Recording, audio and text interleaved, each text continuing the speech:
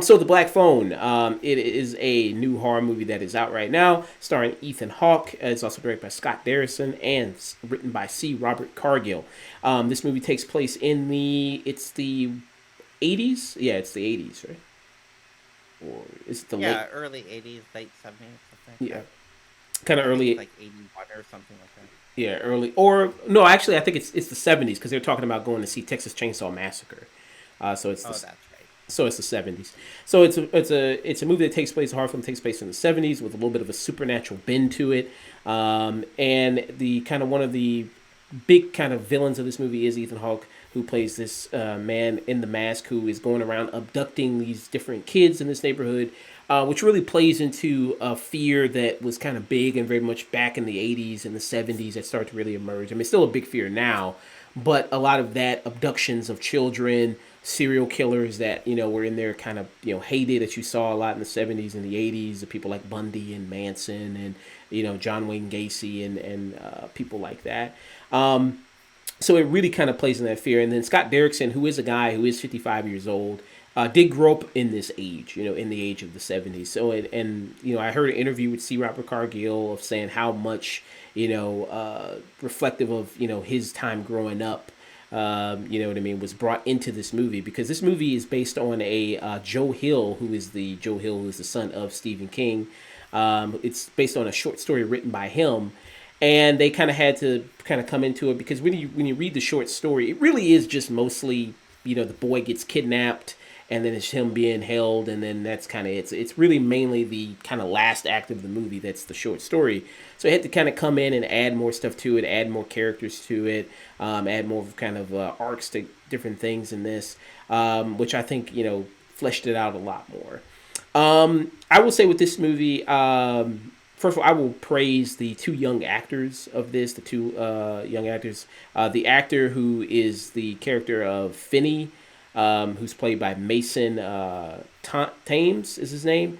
I think he's very good in this. And it actually, I see kind of like it's easy for a villain to kind of overtake things, and especially as good of an actor as Ethan Hawke is, to really just overshadow most people in movies like this. But I think it really is the lead young actors who do a very good job in this and really presenting themselves in this. And also big shout out also to the actress who plays his sister, Madeline McRaw, who plays his sister Gwen, is also very good in this as well. And she kind of has like a supernatural special ability, a little bit of something like I guess you could say like a Shining esque ability, where she can kind of see these different things going on of these different abductions that are happening.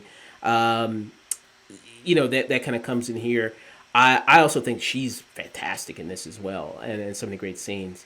And of course, being kind of a story written by Joe Hill, who's the son of Stephen King, you're gonna have the psychotic bullies here that are there, just like they kind of get passed down there. So that's kind of an element in this story, which kind of I think also worked very well.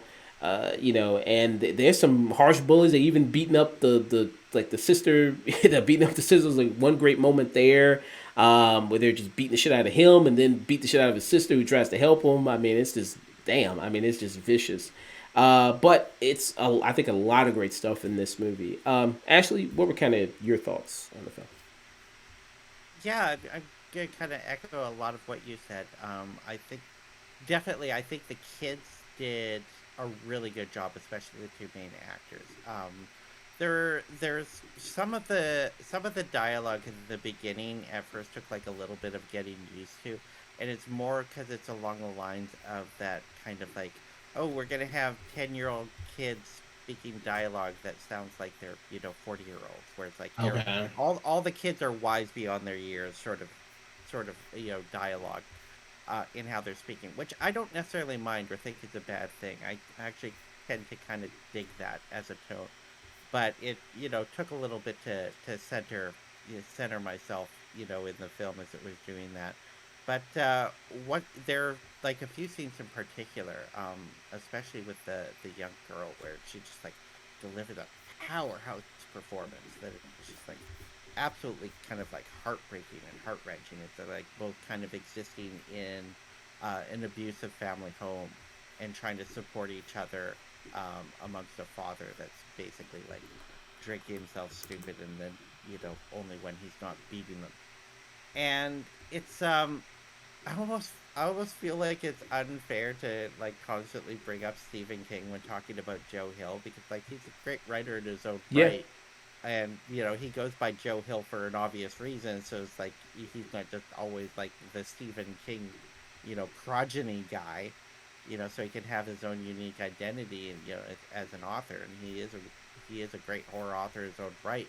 But at the same time, is like with especially with like a lot of the bully stuff in this film, I was getting really heavy Christine vibes with a lot of it, like with the interactions with like the bullies and the kids that would like stick up, against the bullies for other kids, and it. There's no mistaking, that he is his father's son in a lot of ways because it's definitely covering a lot of the same material. But I think they do a really good job with it here. I almost hesitate to call this movie a horror because while it is technically a horror, and that's probably the most accurate description of it, it's not really a scary movie. If anything, it's like a thriller with supernatural elements in it. Mm.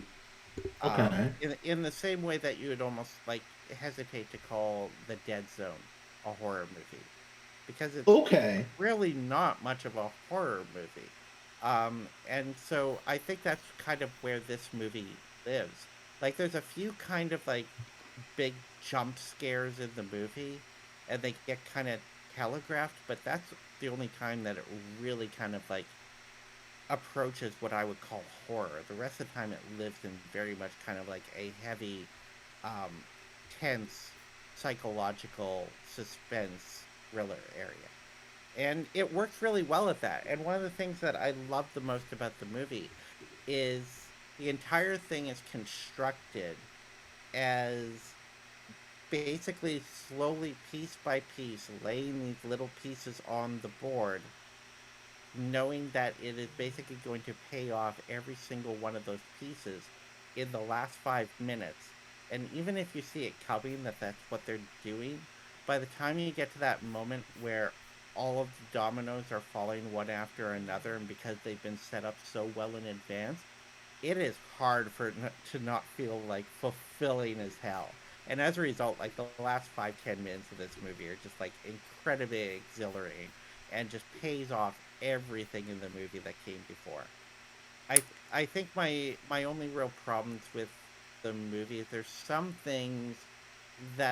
a few elements that I think just didn't work as well as I wanted them to, and they almost feel like a little bit tonally mismatched. Such as I'm gonna try to be like less spoiler as I can, but with the with like the jokey brother, who we don't know his relationship when he comes in, and Yeah. how he fits into all of this, and he doesn't really, and it Yeah. only seems to like pose more questions than it really answers, and I don't think pays off quite in the way that they were hoping it to pay off. And there's a few elements like that that just don't really click or don't work as well as I think they wanted them to. But the core elements of the movie um, really do work and pay off, and that's the important part. So ultimately, it's a pretty damn satisfying movie. Yeah. Nice. I know the character that there. I know that actor. I think he's been in pretty much every Scott Derrickson movie. He's like a staple of that actor. He shows up. I think he was in Yeah, every movie except for Doctor Strange. I think that actor. Um, but he's kind of a big staple in a lot of Scott Derrickson movies. Yeah, yeah. I mean, I think this movie is very strong and very good in its execution. When it comes to the writing, when it comes to the direction, especially like I said, the performances. Yeah, I talked about the kids, and you mentioned the father, Jeremy Davies, who is in this. Who he kind of it could be kind of a stereotypical thing of like the drunk dad and everything like that. But I think the way he kind of plays it is really so pathetic and so kind of sad he, and so he he's a tragic figure. in the film Yeah. ultimately. But he's also like a genuinely scary guy Hmm. in certain scenes, and I thought that was wild because I just don't think of Jeremy Davies that way. He just always seems like such a adorable guy, and Oh every shit, time Dickie Bennett. Oh, yeah, let's go. in Okay. in everything I've seen him in, he just seems like so adorable and easy to like. And it was wild seeing him in a movie where he's like genuinely terrifying. Yeah. Okay. I love him as an actor, so that's actually really cool to hear he's in this. Yeah, Jeremy Davies, who's been in things like Justified. His big role also was in Saving Private Ryan, which he was in. You know, and How about I Secretary? Bring up Right. Secretary. Secretary's Fir- great. First Secretary. thing I ever saw him in was David O. Russell's first movie. Not that you should look up any of David O. Russell's movies, but nonetheless, his first movie, Spanking the Monkey, which I think was also Jeremy Davies' first movie. Hmm. Okay. And what did you think about Ethan Hawke in this movie? I thought he was good. I mean, he's playing like a very kind of broad character, in a sense. Like his job is to be creepy. There's not a lot of nuance to his character, I found, Yeah. but he definitely creates a very kind of like foreboding presence and kind of obstacle for the kids that he's kidnapped. I think the only thing is I kind of wish there was more payoff for his character, because at the risk of revealing too much, it's kind of alluded that there's more purpose to what he's doing, but by the time you get to the end, there really isn't. He's just kidnapping kids and holding them in the basement for a while for reasons that are never Mm. really explained, and then eventually killing them. And there's not a lot of explanation for it. And I was kind of hoping that there was going to be something larger there, like almost that was going to play into like like satanic panic of the era or something like that. Hmm. Interesting. I like the look of the character that Ethan Hawke is playing, like the different stuff with the mask that he has. I think is pretty creepy. I mean, it makes for a good Halloween costume. You know what I mean? If you're out about, it's easy to probably just pick up kind of one of these different masks, and it kind of like you see different versions of it throughout the movie, which is nice. And like you said, I think there's not a whole lot here with Ethan Hawke. I think he does good with the material he's given, but I think a lot of it's just hey, just be creepy. You know, kind of just be a creepy guy. Yeah, There. And I thought that was good. I thought that was solid enough for this movie. And just to see the journey of the kind of main character of Finney, who's played by Mason Thames, was very good to see, and I was kind of into that very much. Yeah, I very much enjoyed this movie quite a bit. And I was kind of looking forward to it this year. When I heard who was directing it, who was writing it, and I was like, oh, I'm eager to go see this, and it paid off. And for me, I would give it a strong, yeah, I'd give it a strong tune in for me Okay. with this movie. I definitely say, hey, go check it out in theaters. Ashley, what about you?